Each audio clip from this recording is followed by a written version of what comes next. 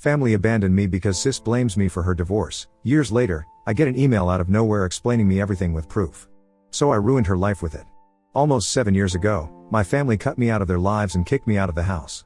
I, 29M, was 22 at the time and wasn't financially stable enough to rent an apartment on my own, and what had happened was so sudden that I'd had no time to prepare myself for it at all, mentally or financially.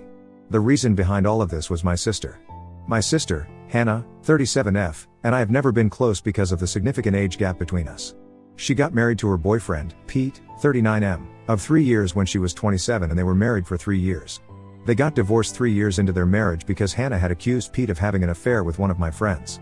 I'd been living with my parents after college since I'd just started working, and I wanted to save some money before I moved out. My parents were okay with that arrangement as well, but that was only until my sister announced her divorce. She just came back home one day, crying hysterically, and announced that she'd filed for divorce because her husband had been cheating on her for 6 months now. And then, she went on to throw me under the bus for introducing my friend to him. My friend, Emily, 28F, was trying to gain weight, and since Pete was a certified dietitian, he agreed to help her out. I had been the one to introduce her to him, and apparently, she was the one Pete had been cheating on my sister with. I was shocked that this was happening because even though Emily and I weren't close, I knew for a fact that she was a good woman and would never get with a married man. Besides, cheating was so out of character for Pete as well. He was totally smitten with Hannah and only ever had good things to say about her, so I found it incredibly hard to believe that he cheated on her. I had my doubts, but my parents believed her instantly and didn't even question anything, in spite of the fact that she never had any proof of him cheating.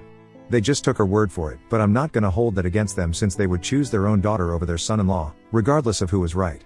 What I didn't understand was why they readily kicked me out just because Hannah said so. She just stormed in one day, threw a tantrum, and somehow convinced my parents to throw me out simply because I'd been the one to introduce Emily to Pete. She accused me of ruining her marriage, and my parents agreed with her, for some reason. I was devastated and tried to stop my parents, but they weren't ready to listen to me at all and told me that if I didn't leave then they'd forcefully kick me out. In just one day, I'd lost my family and my home and had absolutely no idea where to go. I was literally sobbing out on the sidewalk with all my stuff for an hour or so before I was able to pull myself together and went to a friend's house for the night.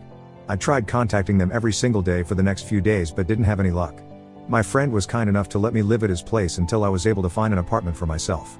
Unfortunately, my parents had pretty much made up their minds that I was in the wrong here and I was the one responsible for the divorce. My mom and dad had actually told me that they were disgusted by what I'd done before kicking me out, which didn't even make sense because it wasn't as if I'd been the one who Pete cheated with.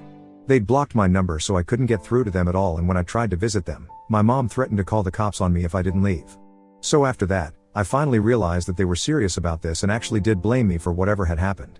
I don't think I had any reason to be surprised since my sister always had been the favorite child. My parents had never really planned for a second child, so I ended up always getting sidelined, and while I didn't care much for it growing up, I didn't know that it would lead to something so huge. Thinking about it now, I guess I should have seen it coming, but honestly, I don't think anyone in my place could have seen something like this coming. Anyway, I even tried to figure out things for myself to make sense of it all for the next couple of weeks since Hannah and my parents had practically cut me off altogether and I had no way to get to them. I couldn't speak to Pete either because he blocked me too, which didn't make any sense to me. I couldn't find him either because both Hannah and Pete had vacated the house they used to live in and had left to live with their respective parents instead. So I had no way to get through to anyone involved, which is why I approached my last resort to get to the truth, Emily. Like I said, Emily and I weren't really close, but I had to do what I had to do, so I just asked to meet her one day and explain the situation to her. I asked her if what Hannah had said about the affair was true, and she denied it vehemently. And I believed her, to be honest. Emily told me that she'd only ever met Pete a few times and only in a professional capacity, so there was absolutely nothing going on between them, and she had no idea why Hannah would say something so awful about her. She even told me that she'd had a steady boyfriend for a couple of years already and was planning to get hitched in a few months, too. She even showed me pictures, and what she'd told me was way more convincing than whatever Hannah had said. I had no proof, but I just knew somehow that Hannah had been lying about the real reason for the divorce. But since I had no proof, I couldn't go back to my family, and I most certainly couldn't go back without it. Back then, I was pretty desperate to go back to living with my family since I really missed them, despite what they'd done to me. With time, however, I was able to get over it and move on with my life. I managed to find a place and made my job the purpose of my life so that I'd have something to distract myself with. And I also had to pay the bills, so it was a better way of coping than just sitting around and being depressed since I didn't have any other option either. I was hurting a lot, but I knew I had to go on somehow, with or without my family's support. Years passed and now, I'm doing much better in life. I've moved from my tiny apartment to a much bigger one and even got engaged to my girlfriend of 2 years around a week ago. And our engagement post is what ended up being a game changer for me, because just a few days after that post, I received an email out of literally nowhere that not only explained the entire story of Hannah's divorce to me and gave me all the answers I needed, but also had proof attached. My fiancée, Liza, 30F, usually only posted us on Instagram, but the picture from our engagement made it to her Facebook feed as well, where she had a wider audience. It was a public post as well, and a lot of people saw it, including my ex-brother-in-law, Pete. He happened to be someone my fiancée had met at a seminar a few years back, since she was a doctor, and had ended up adding him on Facebook, which is how he found me. It really is a small world, and for the first time, I was glad about it. He reached out to me a few days after we posted, but instead of texting me on social media, he decided to send me an anonymous email. He explained later on that he did this just so that he wouldn't feel weird about what he was doing, since it had been several years since his divorce and he didn't want to seem like a sore loser who still hadn't managed to move on from what happened. Besides, he'd been the one to block me in the first place, so he felt weird and conscious about getting back in touch with me about something that happened so many years back. Coming to the contents of the email I received, it had the full story and proof of what had happened 7 years ago, and I couldn't believe my eyes when I went through it. So apparently, my sister had been the one cheating on Pete and not the other way around like she'd been telling us for so long. Not only was that a huge lie, but even more interesting was the fact that she'd been cheating on Pete with a friend of mine, just like she'd accused him. My friend Frank, 28M, was a cashier at the grocery store near Hannah's house back then, and I never would have made the connection myself, since I'd literally never seen them together. I guess they'd kept it well under wraps, but not enough for Pete to not find out. And when Hannah was confronted, she told Pete that it was all my fault because I'd been the one to introduce her to Frank, and had even told her about how he needed her help since he was an aspiring singer and she was a pretty good singer herself. She'd agreed to help him, and bam, they'd fallen in love before they knew it. She even said that I was in on IT and had helped them keep things under wraps for so long. Obviously, all of this was a complete lie, and I hadn't even known that Frank and Hannah had something going on.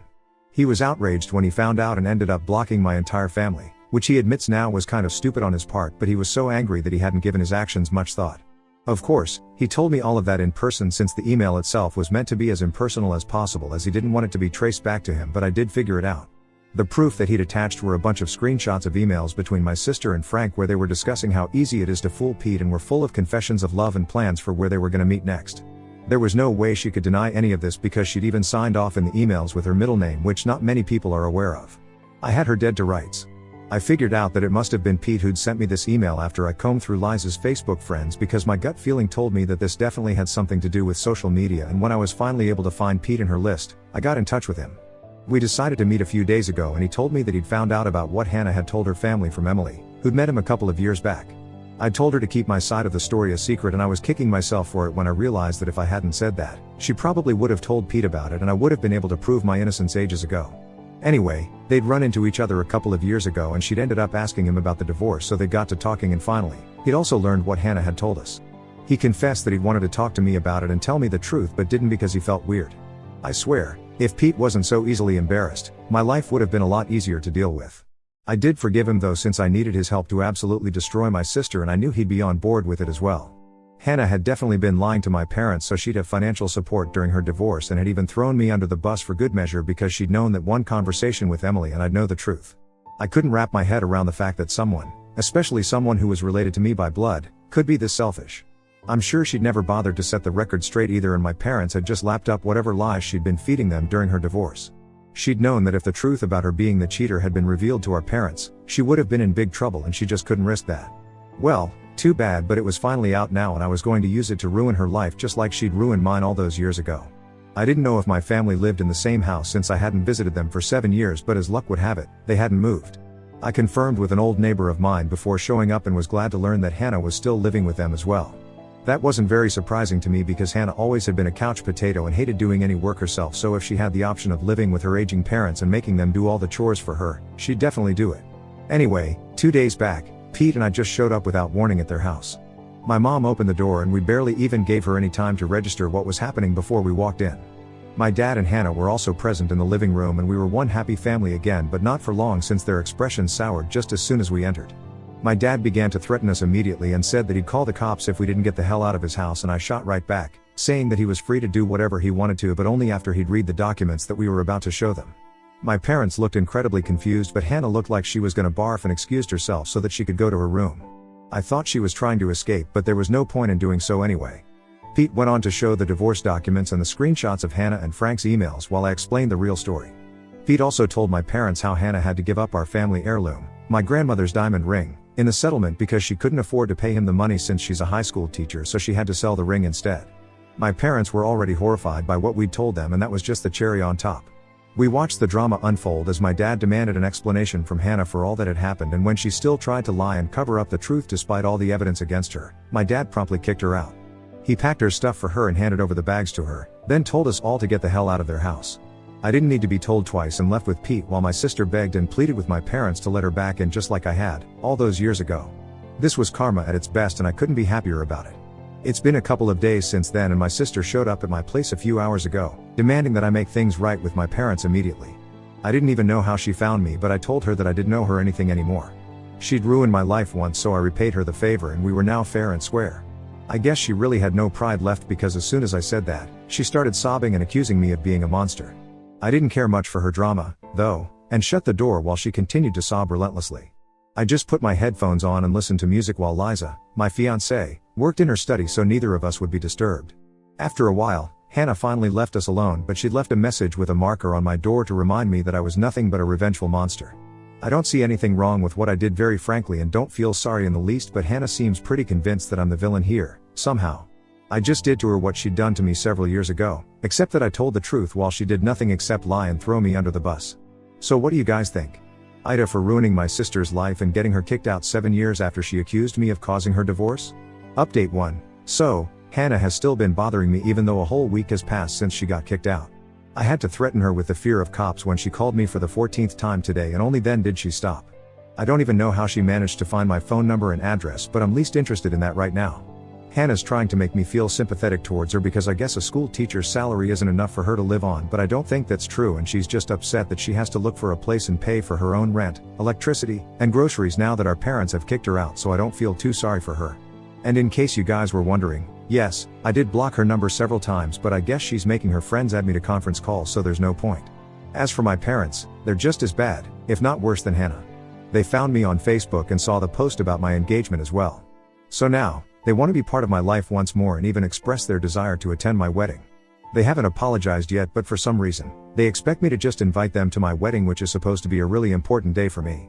I don't understand where these people find the guts to say crap like this, but at least I'm not responding to any of it.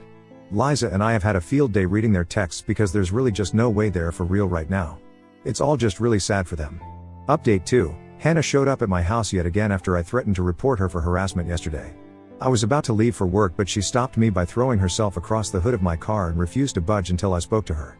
It was pretty exasperating, and I ended up actually calling the police this time.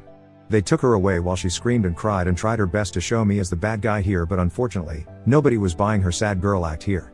It took some time to press charges against her, but as soon as I got it done, I left for work because I didn't want to let this little incident ruin my day.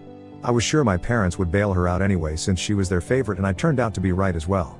My parents, after bailing her out, sent me a lengthy text about how I was being way too harsh on them for an honest mistake that they'd made almost a decade ago. It was hilarious because nothing about what my sister and parents had put me through was either honest or even a mistake.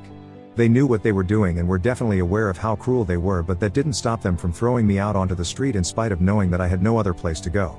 So now that I can do the same to them, I don't see a reason to be forgiving and kind. I texted my parents back saying that they'd lost any right to tell me what I could and couldn't do 7 years ago, so they'd better stop deluding themselves. I haven't blocked them yet since I haven't had the time to check my messages, but I will, soon. Hopefully, then I'll be rid of this entire family for good. Update 3. I just got back home from work and checked my socials, only to see that my parents had yet again sent me another long message. Liza and I went through it together, and I swear, this was the funniest thing I've ever read. I guess the poor folks don't even know that I'm not even hurt by anything they say or do now. I'm just laughing at how delusional and pathetic they are. Apparently, they still believe that we're family and told me that they've taken Hannah back in with them and have decided that both their kids deserve a second chance. As if I'd ever been in the wrong at all. So while they'd taken my sister back in, they also expected me and Liza to come to their house sometime soon for dinner, and so we could sort out our differences in a civilized manner before the wedding. Bold of them to assume that I'd even want them at my wedding in the first place. We had a good laugh about their stupid message, and after that, I wrote right back saying that I wasn't interested in the slightest in anything that they'd invited us to and was just fine living away from them like I had for these past 7 years. They'd shown me that I was better off without them, and I was forever going to be thankful for that. I didn't need them at all anymore, and neither did I want their so-called forgiveness, so they could peacefully continue to play happy family with my sister like they had been so far. With that last text, I blocked them once and for all because I didn't even want the laughs anymore. I was done and I was out. I'm sure they'll try to get back in touch with me one way or another soon, but too bad for them. I'm not having it anymore. Liza is the only family I need now, and I'm happy with just her. My parents and my sister have unfortunately never been able to look beyond themselves, and I highly doubt that they ever will, so the next time they get in touch with me, they'll be speaking to my lawyer as well, and that's a promise.